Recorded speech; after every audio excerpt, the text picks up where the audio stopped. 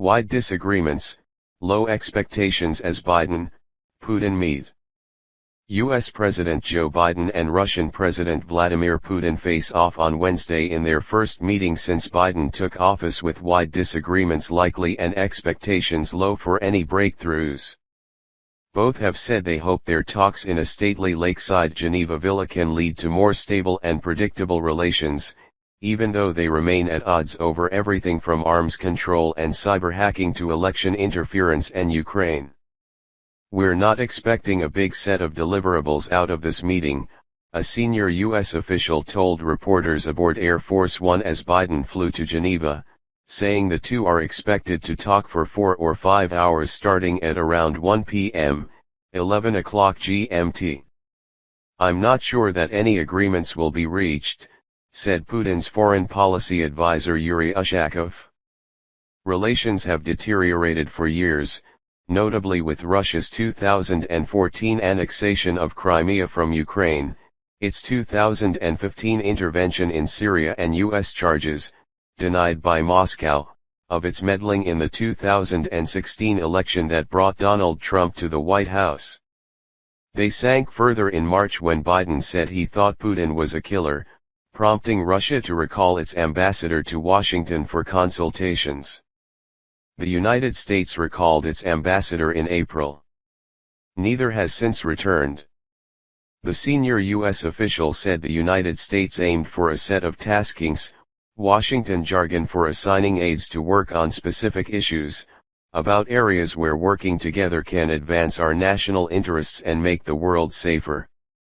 Arms control is one domain where progress has historically been possible despite wider agreements. In February, Russia and the United States extended for 5 years the New START Treaty, which caps their deployed strategic nuclear warheads and limits the land and submarine-based missiles and bombers to deliver them. The senior U.S. official said Biden would also define areas of vital national interest where Russian misconduct would bring a response. Biden signed an executive order in April giving Washington wide latitude to impose sanctions on Moscow. Vladimir Frolov, a former Russian diplomat, told Reuters Putin wanted respectful ties and to be treated like members of the Soviet Politburo were in the 1960s to 1980s, with a symbolic recognition of Russia's geopolitical parity with the US.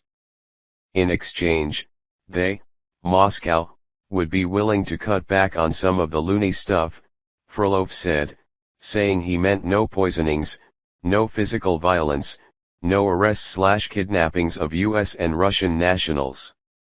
No interference in domestic politics. Dmitry Trinin, director of the Carnegie Moscow Center think tank, set the bar for Wednesday's talks low. The principal takeaway, in the positive sense, from the Geneva meeting would be making sure that the United States and Russia did not come to blows physically, so that a military collision is averted, he said. In a sign of the strained ties, the talks will not include any meals and Putin and Biden are expected to hold separate news conferences rather than a joint one. No breaking of bread, said the senior U.S. official.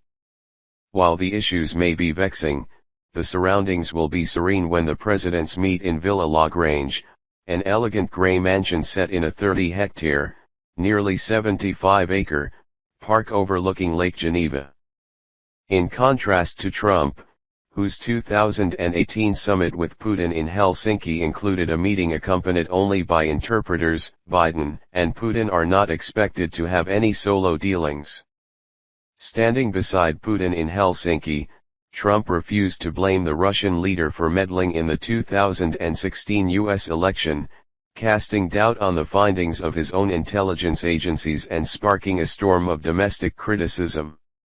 On Wednesday, Biden, Putin, U.S. Secretary of State Antony Blinken and Russian Foreign Minister Sergei Lavrov, along with interpreters, will meet together before being joined by aides for a larger session.